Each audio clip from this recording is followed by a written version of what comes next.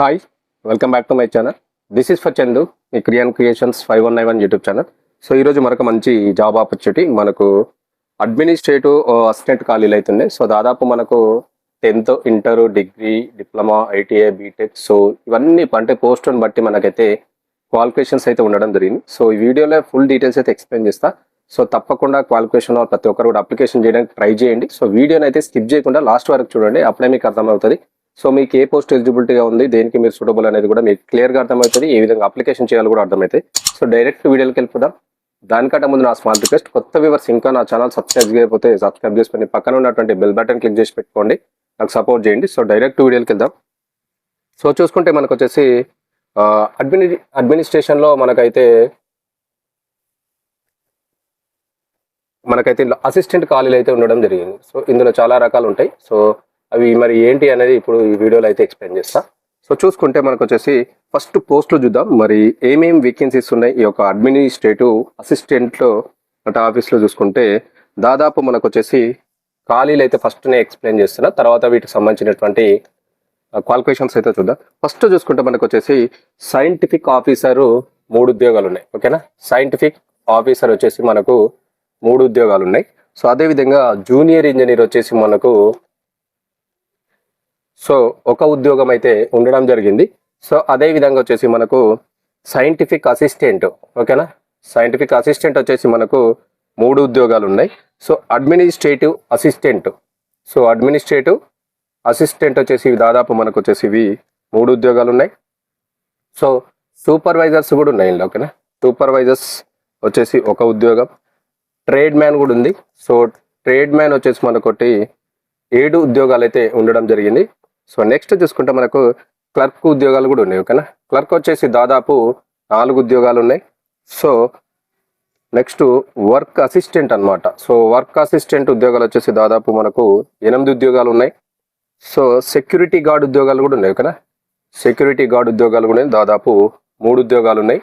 So 11వ చూసుకుంటే project administrative assistant, project administrative assistant వచ్చేసి మనకు 1 ఉద్యోగం ఉండడం జరిగింది. సో ఓవరాల్గా మనకు ఒక 11 విభాగాల్లో అయితే ఖాళీగా ఉన్నాయి. ఓవరాల్ వేకెన్సీస్ టోటల్గా చూసుకుంటే మనకు వచ్చేసి 35 వేకెన్సీస్ అయితే మనకైతే ఉండడం జరిగింది, గుర్తుపెట్టుకోండి. ఓకేనా, సో 35 ఖాళీలు ఉన్నాయి. సో మనకు వివిధ విభాగాల్లో ఉన్నాయి. సో మనకు వచ్చేసి ఇక్కడ చూసుకుంటే మనకు సైంటిఫిక్ ఆఫీసర్ 3 ఉన్నాయి, జూనియర్ ఇంజనీరింగ్ విభాగంలో 1 ఉంది, సైంటిఫిక్ అసిస్టెంట్లో 3 ఉన్నాయి, అడ్మినిస్ట్రేటివ్ అసిస్టెంట్లో 3 ఉన్నాయి, సూపర్వైజర్ 1 ఉంది. నెక్స్ట్ చూసుకుంటే మరొకటి మిస్ అయింది ఇక్కడ మనకు, ల్యాబొరేటరీ అసిస్టెంట్. ఓకేనా, ల్యాబొరేటరీ అసిస్టెంట్ వచ్చేసి మనకు మరొక ఉద్యోగం ఉండడం జరిగింది. సో అదేవిధంగా మనకు వచ్చేసి ఇక్కడ క్లర్క్ వచ్చేసి 4 ఉన్నాయి. సో వర్క్ అసిస్టెంట్ వచ్చేసి 8 ఉన్నాయి, సెక్యూరిటీ గార్డ్ ఉద్యోగాలు కూడా ఉన్నాయి 3, ప్రాజెక్ట్ అడ్మినిస్ట్రేటివ్ అసిస్టెంట్ వచ్చేసి 1 ఉద్యోగం ఉంది. సో ఓవరాల్గా చూసుకుంటే మనకు 35 వేకెన్సీస్ ఉన్నాయి. సో గుర్తుపెట్టుకోండి, మనకు వివిధ విభాగాల్లో ఖాళీగా ఉన్నటువంటి ఉద్యోగాలు. సో వీటికి సంబంధించి మరి మనకు క్వాలిఫికేషన్ ఏమి ఉండాలి అనేది ఇప్పుడు చూద్దాం. సో తప్పకుండా ప్రతి ఒక్కరు కూడా అప్లికేషన్ చేయడానికి ట్రై చేయండి, అస్సలు మిస్ అవ్వద్దు. ఓకేనా, సో చూసుకుంటే మరి ఈ యొక్క విభాగాల్లో ఖాళీగా ఉన్నటువంటి ఈ యొక్క పోస్టులకు మనకు అర్హతలు ఏమి ఉండాలి. సో విద్యా అర్హతలు మనకి ఏముండాలంటే మనకు పోస్టును అనుసరించి సంబంధిత విభాగంలో మనకు, ఓకేనా, పోస్టును బట్టి, ఓకేనా, మనకు పోస్టును బట్టి మనకు 10th అంటే ఎస్ఎస్సి, ఐటీఐ, అదేవిధంగా డిప్లొమా, ఓకేనా, నెక్స్ట్ చూసుకుంటే డిగ్రీ అండ్ బీటెక్, అదేవిధంగా ఎంఎస్సి.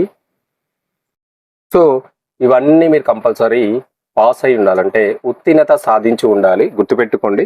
దీనితో పాటుగా మీకు కొంచెం ఉద్యోగ అనుభవం కూడా ఉండాలి. ఓకేనా, సో ఉద్యోగ అనుభవం కూడా మీ దగ్గర తప్పనిసరిగా ఉండాలి. సో ఈ యొక్క క్వాలిఫికేషన్స్ ఉన్న వాళ్ళు ఎవరైనా ఉన్నారో తప్పకుండా అప్లికేషన్ చేయండి, మంచి ఛాన్స్. దాదాపు మనకు వచ్చేసి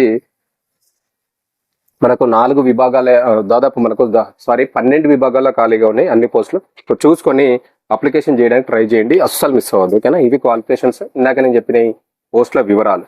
సో నెక్స్ట్ చూసుకుంటే మనకి ఇంపార్టెంట్ పాయింట్ ఏంటంటే మనకి ఇక్కడ వీళ్ళకు మరి స్టైఫండ్ జీతం కూడా ఇస్తారు కదా మనకు. సో చూద్దాం ఆ జీతం అనేది ఏ విధంగా ఇస్తారు అనేది చూద్దాం. శాలరీ ఎంత ఇస్తారు మరి యొక్క ఉద్యోగాలు కనుక చూసుకుంటే మనకు వచ్చేసి నెక్స్ట్ చూసుకుంటే మనకు జీతం వచ్చేసి చూసుకుంటే ఇక్కడ శాలరీ వచ్చేసి మనకు సో జీతం చూసుకుంటే మనకు వచ్చేసి ఇక్కడ నెలకు మనకు సైంటిఫిక్ ఆఫీసర్ అయితే ఉద్యోగం ఏదైతే ఉందో దానికి వచ్చేసి సైంటిఫిక్ ఆఫీసర్ ఉంది కదా, వీళ్ళకి వచ్చేసి జీతం మనకు 1,18,110 రూపాయలు అయితే పర్ మంత్ అయితే జీతం అయితే రావడం జరుగుతుంది. గుర్తుపెట్టుకోండి, మనకు దాదాపు సైంటిఫిక్ ఆఫీసర్కి 1,18,110 రూపాయలు వస్తుంది జీతం. ఓకేనా. So junior engineer and scientific assistant, administrative assistant, supervisor పోస్టులకు ఇవన్నిటి కలిపి ఇందాక ఇప్పుడు నేను చెప్పినటువంటి జూనియర్ ఇంజనీర్ ఉంది కదా, సో జేఈ కానీ లేకపోతే సైంటిఫిక్ అసిస్టెంట్ కానీ లేకపోతే మనకు వచ్చేసి అడ్మినిస్ట్రేటివ్ అసిస్టెంట్ కానీ సూపర్వైజర్ ఉన్నారుగా, వీళ్ళందరికీ మనకు వచ్చేసి జీతం చూసుకుంటే నెలకు వచ్చేసి 73,020 రూపాయలు అయితే మనకు జీతం అయితే రావడం జరుగుతుంది. ఓకేనా. వీళ్ళకి వచ్చేసి మనకు 73,020 రూపాయల జీతం అయితే మనకి ఇవ్వడం జరుగుతుంది. గుర్తుపెట్టుకోండి. నెక్స్ట్ చూసుకుంటే మనకు ఇంకోటి ట్రేడ్ మ్యాన్. ఓకేనా. ట్రేడ్ మ్యాన్, అదేవిధంగా మనకు లాబొరేటరీ అసిస్టెంట్, అదేవిధంగా క్లర్క్ ఉన్నారు కదా, వీళ్ళకి వచ్చేసి ఫర్ మంత్ జీతం చూసుకుంటే మనకు 46,990 రూపాయలు అయితే మీకు శాలరీ రావడం జరుగుతుంది. ఓకేనా. చూసుకోండి, మనకు ఒక్కొక్క పోస్టులకు డిఫరెంట్గా శాలరీస్ ఉన్నాయి. సో మనకు ట్రేడ్ మ్యాన్ అదేవిధంగా లాబొరేటరీ అసిస్టెంట్ క్లర్క్ సంబంధించి 46,990 రూపాయలు ఫర్ మంత్ శాలరీ అయితే రావడం జరుగుతుంది.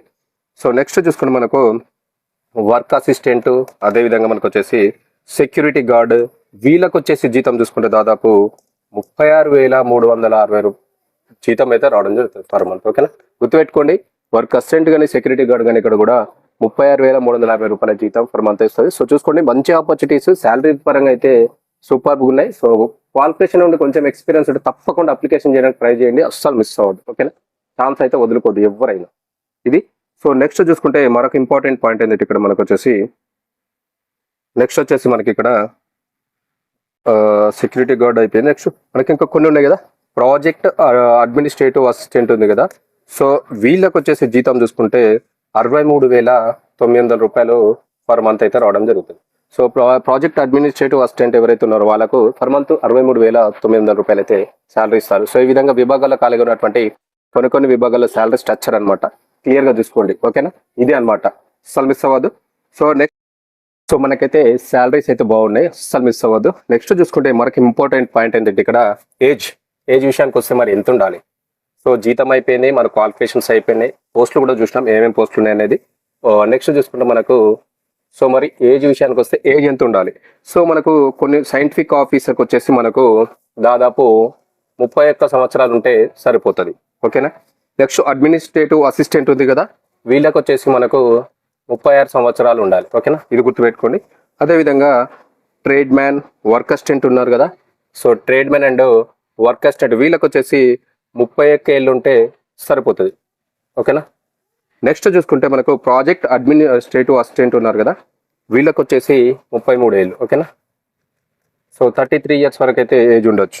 నెక్స్ట్ చూసుకుంటే ఇతర పోస్టులు ఏవైతే ఉన్నాయో వాళ్ళకు అంటే అదర్స్ ఇంకా కొన్ని ఉన్నాయి కదా, మనకు వచ్చేసి సెక్యూరిటీ గార్డ్ కానీ అవి కానీ వాటికి వచ్చేసి 28 ఏళ్ళు అయితే దాటకూడదు, గుర్తుపెట్టుకోండి.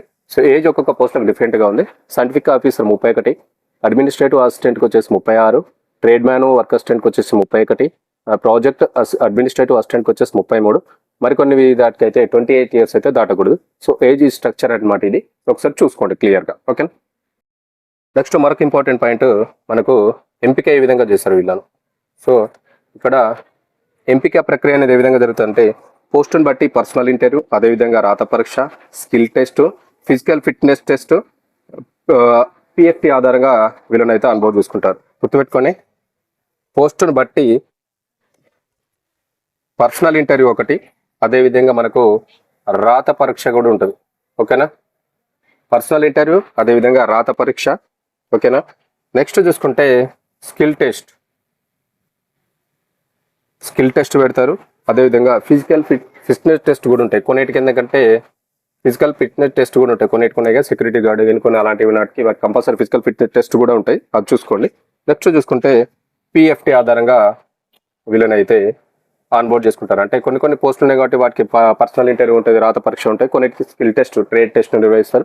పీపీటీ అంటే ఫిజికల్ ఫిట్నెస్ టెస్ట్ ఉంటుంది, పిఎఫ్టీ టెస్ట్ వీటి త్రో మిమ్మల్ని అయితే ఆన్ బోర్డ్ చేసుకుంటారు. ఎందుకంటే 12 విభాగాల్లో ఖాళీగా ఉన్నట్టు ఒక్కొక్క దానికి డిఫరెంట్గా అనేది టెస్ట్ అయితే కంపల్సరీ ఉంటుంది, గుర్తుపెట్టుకోండి. ఫైనల్గా ఏంటంటే మనకు వచ్చేసి ఇక్కడ దరఖాస్తు మనం అప్లికేషన్ అనేది ఏ విధంగా చేసుకోవాలి. సో అప్లికేషన్ అనేది మనము ఏ విధంగా చేయాలంటే అప్లికేషన్ వచ్చేసి కంపల్సరీ మీరు ఆన్లైన్ త్రూ అప్లికేషన్ చేయాల్సి ఉంటుంది, గుర్తుపెట్టుకోండి. ఆన్లైన్ ద్వారా మాత్రమే మీరు అయితే అప్లికేషన్ చేయాలి, ఆఫ్లైన్ కాదు, అదొకటి గుర్తుపెట్టుకోండి. సో చివరి తేదీ మనం అప్లికేషన్ చేయడానికి చివరి తేదీ చూసుకుంటే దాదాపు మనకు వచ్చేసి 4/7/2026 తేదీలోపు అయితే మీరు అప్లికేషన్ చేయాలి. ఓకేనా? 4/7/2026 తేదీలోపు మీరు అప్లికేషన్ చేయడానికి ట్రై చేయండి, అస్సలు మిస్ అవ్వద్దు. ఓకేనా? సో ఓవరాల్గా చూసుకుంటే మనకు వచ్చేసి ఇక్కడ మరి ఎక్కడి నుంచి వచ్చిన ఒక నోటిఫికేషన్ చూసుకుంటే మనకు వచ్చేసి టిఫర్. ఓకేనా? టిఫర్ నుంచి అయితే మనకి యొక్క అడ్మినిస్ట్రేషన్లో మనకు ఉన్నటువంటి ఖాళీగా ఉన్నటువంటి అసిస్టెంట్ ఖాళీలకు అయితే నోటిఫికేషన్ అయితే రావడం జరిగింది. సో ముంబైలో ఉన్నటువంటి Tata institute of fundamental research, దీని నుంచి అయితే మనకు రావడం జరిగింది. Tata fundamental institute of research institute నుంచి అయితే దీని నుంచి అయితే మనకు ఒక నోటిఫికేషన్ వచ్చింది. సో అన్ని కూడా అడ్మినిస్ట్రేషన్ అసిస్టెంట్లో ఉన్నటువంటి ఖాళీగా ఉన్నటువంటి వేకెన్సీ పోస్టులకు అయితే వీళ్ళు నోటిఫికేషన్ ఇవ్వడం జరిగింది. సో నేను చెప్పినటువంటి క్వాలిఫికేషన్స్ ఉన్న వాళ్ళు, ఏజ్ రిలేటెడ్గా ఉన్న వాళ్ళు అస్సలు మిస్ అవ్వదు, ప్రతి ఒక్కరు కూడా అప్లికేషన్ చేయడానికి ట్రై చేయండి. మంచి సాలరీస్ ఉన్నాయి, స్ట్రక్చర్స్ కూడా ఆల్రెడీ ఎక్స్ప్లెయిన్ చేశాను. ఓకేనా? ఇది ఈరోజు మంచి ఆపర్చునిటీ. మనకు దాదాపు 12 విభాగాల ఖాళీగా ఉన్నాయి. మనకు 10th నుంచి మొదలుకుంటే హైయర్ స్టడీస్ వరకు కూడా ఇందులో ఉద్యోగాలు కాబట్టి అస్సలు మిస్ కాకుండా ప్రతి ఒక్కరు అప్లికేషన్ చేయండి. ఇన్ఫర్మేషన్ వచ్చితే తప్పకుండా లైక్ చేయండి, లైక్ చేయడం అయితే మర్చిపోవద్దు. అదేవిధంగా షేర్ చేయండి మీ గ్రూప్లో. తప్పకుండా హైప్ చేసి హై పాయింట్స్ నాకు సపోర్ట్ చేయండి. Thank you very much.